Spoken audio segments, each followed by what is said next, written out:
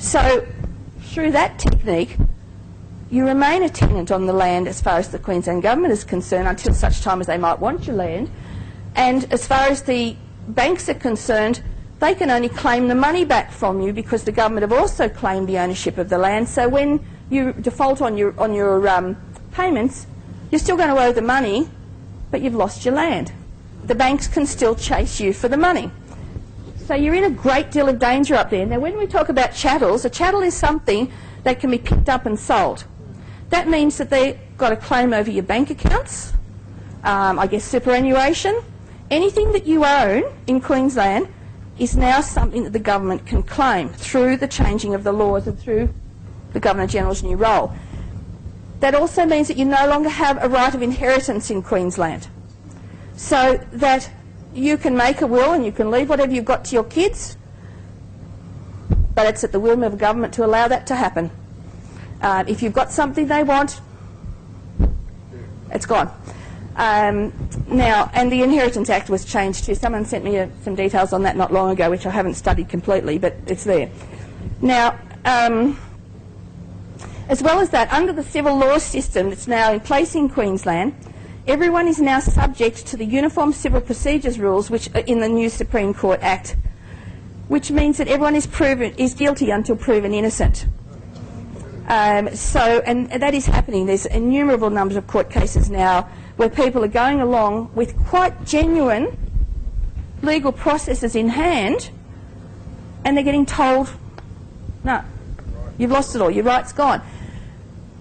So that begs to mind the role of lawyers in Queensland, because you can hire a lawyer, but your lawyer has an oath to uphold the laws of the country. So your lawyer's going to take your money and you're still going to lose, guys. So you really have to work this one out as far as that goes too, because they'll be happy to take your money, full well knowing that you won't win the process if it's something that's interfering with the current plans. Now, so you have no civil law up there, you've got the judiciary out of the way. So where do you fit in? Where do the sovereign people of Queensland fit into the structure? That's exactly right in proper terms, but the people aren't recognising that. They aren't sticking up for themselves. They're allowing this to happen through inactivity and fear, which we talked about, and ignorance, exactly. Now, the only reason we discovered this, it was because we kept getting this comment.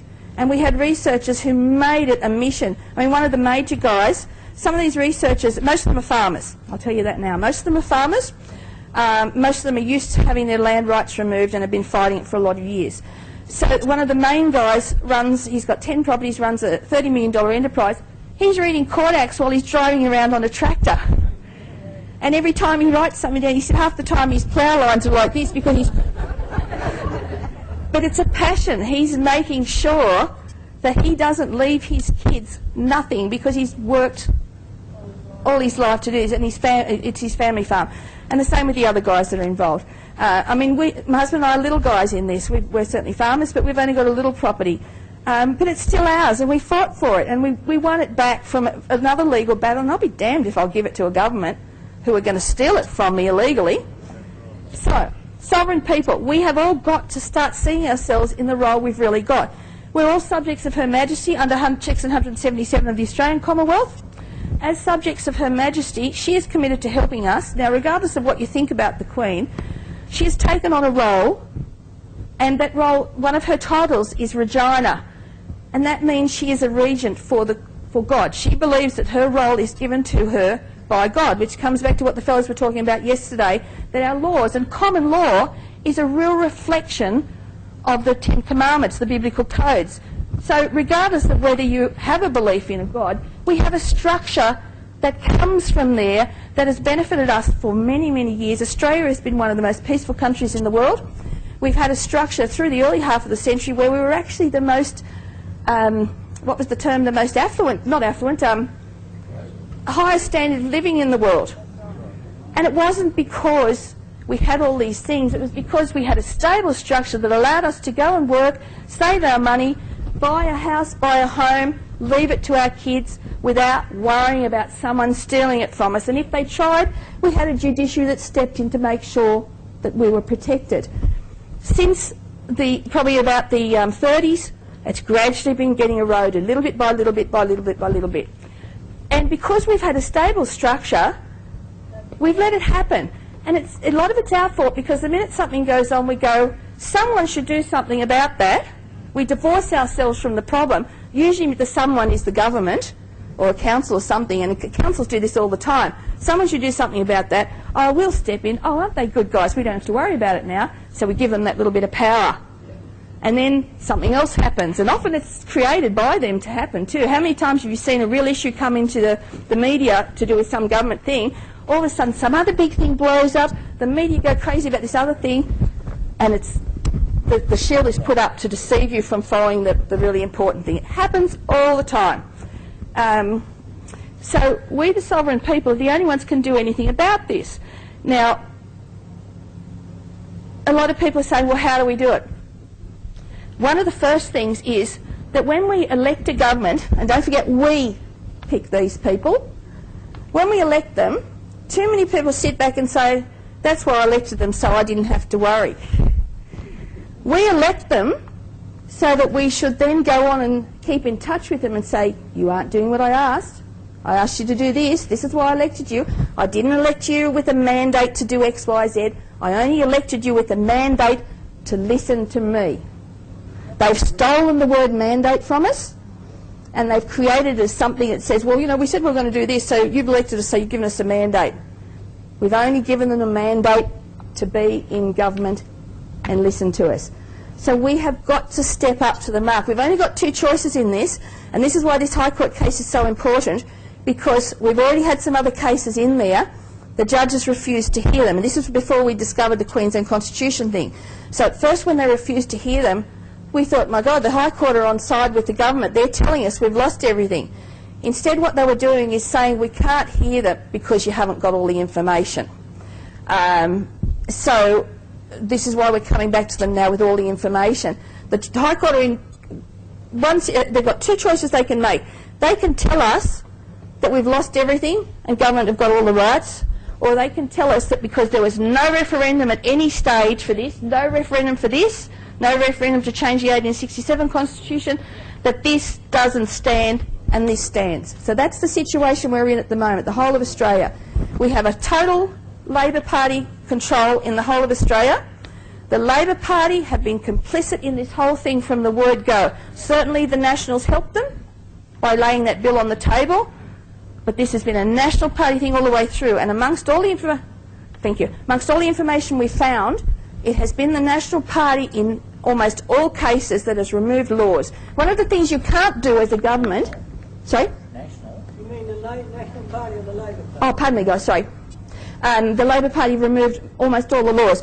You can't, with the Constitution, you cannot make an international law without the referendum of the people, because this doesn't have to recognise international law, because it is our power in this country. So with things like the Kyoto Treaty, Howard didn't sign that quite rightly because it would have brought an international law over and above the Constitution. He couldn't do it. So the fact that Rudd's gone and signed it straight away is breaking the Constitution. There was something like 1,400 international treaties and things removed when the Libs got into power. Now, I'm not saying they're the good guys, because they know this has happened. This Governor-General knows this has happened, and none of them have spoken out. They all want it because it means that they've got total control. The only people we know that the media will not listen to this, I wrote to over 850 politicians and got not one reply. So we know they aren't interested. It is only the people can take this on. Now the thing is with the people, and this backs up a lot of what's said with multiculturalism, things like that, where is our protection? We've got to understand what we've got. We're being told that this needs reworking. I hope everyone can hear me there. Look at this. This is why we have the country we have. This flag is the backup of our Constitution. It carries crosses because our Constitution and the flow of our government comes from a godly source. It carries the stars of Australia. The blue represents truth and honesty. The red represents the blood that was on the cross. The white represents purity. This flag is a danger to the government, which is why they want it changed. Because to remove that removes the background of the Constitution and our soldiers fought. Remove the Constitution, it removes our ownership. There's a huge structure here that's an ongoing thing. and it's a great danger to us. And whatever we sit and do nothing, it's going to happen. So what's the suggestion? We speak to people. Now, I've been getting emails from left, right and centre, so has the rest of the legal team. We've been sending things out left, right and centre, and people are understanding it. People are taking it to their parliamentarian. Most parliamentarians don't. They go, oh no, oh no. But so then if you come away and just let it happen. So please, I guess the only thing I can say is we need to write, not as a group, we need to send a letter to the Governor-General and every local member, the guy you voted in or perhaps didn't vote in, you have to be in his ear telling him this is wrong. And that's all we can do. Because the media won't listen, the government won't listen. So we need to make this an effort where we stand our ground for the whole of Australia. Too many people in the other states are going, but it is happening, and it will happen in the other states. We know that in WA, the Western Australian government have combined with the Real Estate Institute of WA and the World Wildlife Fund to form the Bush Brokers Company, where they're now selling bushland, probably for credits or something like that. But they're now moving into business with our ownership. And community land is ours, don't forget. It's not government's, it's only theirs to look after for us. So they're now moving into selling things that they're for. So this is the structure. I've given you the information. Please take the info, go and study it. Don't just believe me. Give me your email address. I'll send you all the case notes, etc. But please don't dismiss it, because it is happening. And I think the people in Queensland know it's happening. Any information I can help with, any guidelines to what to do, please tell me. We all need to get together and start working on this. So, Denison.